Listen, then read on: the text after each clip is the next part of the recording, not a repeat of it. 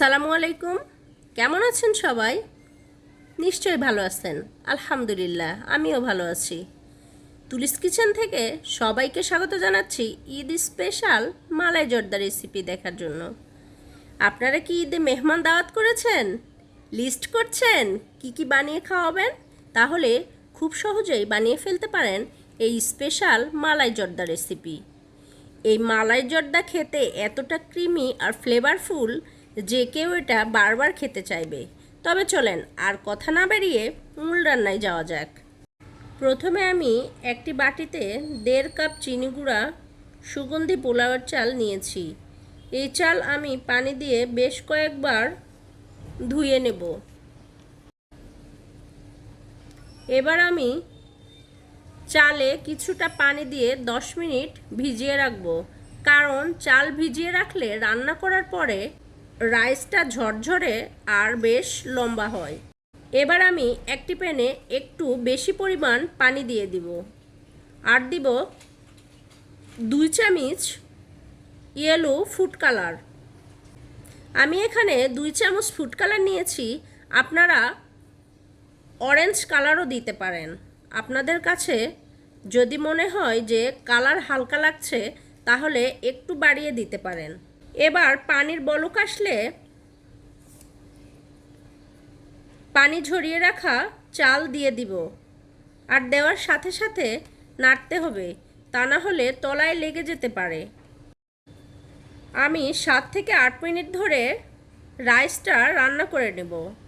মাঝে মাঝে এটা একটু নেড়েচেড়ে চেক করতে হবে। আর এই রাইস কিন্তু বেশি সেদ্ধ করা যাবে না। বেশি সেদ্ধ হয়ে গেলে রাইস নরম হয়ে যাবে, আর নরম হয়ে গেলে খেতে একদমই ভালো লাগবে না। আমি রাইসটি 90% সেদ্ধ করে নেব। আমার রাইস প্রায় হয়ে এসছে। এখন একটি চামচের সাহায্যে উঠিয়ে আমি চেক করে নেব। এই যে আপনারা দেখেন, হাতে নিয়ে 2 আঙ্গুলে চাপ দিয়ে যদি মনে হয় যে চালের ভেতরে একটু শক্ত দানা অনুভব হচ্ছে, তাহলেই বোঝা যাবে যে রাইস হয়ে গিয়েছে। আমি এখন পানি ঝরিয়ে এটা রেখে দেব।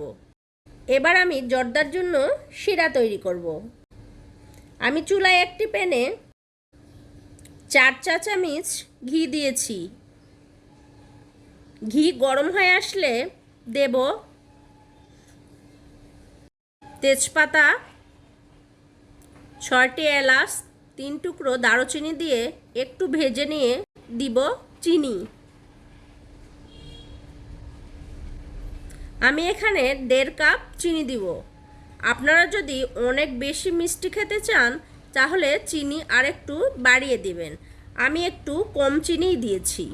চিনি একটু নেড়েচেড়ে দিয়ে দেব মালটার রস। আমি এখানে একটি মালটা ব্যবহার করেছি। একটু জাল দিয়ে নিব। তারপরে দিব সামান্য একটু পানি। পানি দিয়ে ভালো করে নেড়েচেড়ে চিনি গলিয়ে নিব। একটু ঘন হলেই দিয়ে দিব জর্দা রাইস। রাইস দিয়ে ভালো করে শিরার সঙ্গে মিশিয়ে চুলার জাল কমিয়ে রেখে দেব 10 মিনিট। 10 মিনিট হয়ে গিয়েছে।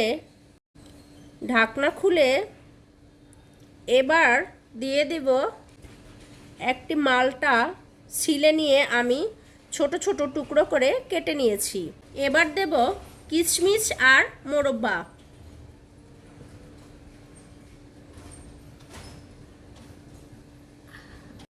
কিশমিশ আর মোরব্বা দিয়ে হালকা করে একটু নেড়েচেড়ে আবার 7 মিনিটের জন্য একদম চুলার হিট লো করে রেখে দেব। এবার চলেন মালাই তৈরি করি। একটি প্যানে 1 টেবিল চামচ ঘি দিয়ে দিব 2 কাপের একটু বেশি দুধ। একটু নেড়ে দিব 1 কাপ গুঁড়ো দুধ। গুঁড়ো দুধ ভালো করে একটি হ্যান্ড হুইস্ক দিয়ে মিশিয়ে নেব। এটা চামচ দিয়েও মেশানো যায়।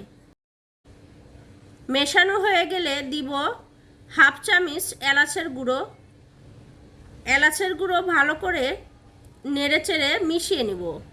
এবার দেব 1/3 cup condense milk. Condense milk দিয়ে ভালো করে জাল দিতে হবে।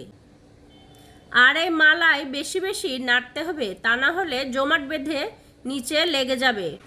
মালাই তৈরি হয়ে গিয়েছে, খুব বেশি শুকনো করবেন না, মালাই জমে শক্ত হয়ে যাবে। যদি মালাই বেশি শুকনো হয়ে যায় তাহলে পরে একটু দুধ দিয়ে নরম করে নেবেন। মালাই একদমই রেডি হয়ে গিয়েছে। এবার আমি এটাকে নামিয়ে ঠান্ডা করতে দেব। চলেন দেখি জর্দার কি অবস্থা। 7 মিনিট পরে ঢাকনা উঠিয়ে এবার এটাকে সুন্দর করে একটু নেড়েচেড়ে মিশিয়ে নেব। দেখেন জর্দা কত ঝরঝরে হয়ে গিয়েছে। এবার জর্দা রাইস মালাই দিয়ে পরিবেশন করব। আমি এখানে একটি সার্ভিং ডিশ নিয়েছি, এতে করে জর্দা রাইস দিয়ে দিব, উপরে দিয়ে দিব মালাই,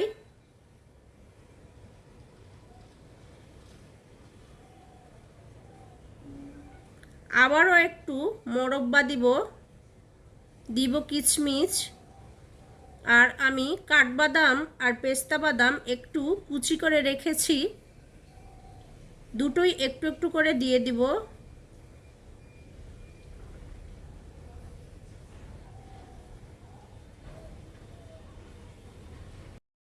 উপরে আবারও একটু মালাই ছড়িয়ে দিব। মালাই দেওয়ার পরে এবার দেব ছোট ছোট মিষ্টি। দেখেন এই মিষ্টি দেওয়ার পরে কি যে একটা লোভ লাগছে। এটা দেখতে এত সুন্দর লাগছে, তাহলে বুঝেন খেতে কত মজা হবে। আপনারা নিশ্চয়ই বাসায় ট্রাই করবেন, দেখবেন সবাই পছন্দ করবে। আশা করছি আজকের এই জর্দা রেসিপি আপনাদের ভালো লেগেছে। যদি ভালো লেগে থাকে তাহলে আমার চ্যানেলটি সাবস্ক্রাইব করে আমার পাশে থাকবেন। সবাই ভালো থাকবেন, সুস্থ থাকবেন আর আমার জন্য দোয়া করবেন। আল্লাহ হাফেজ।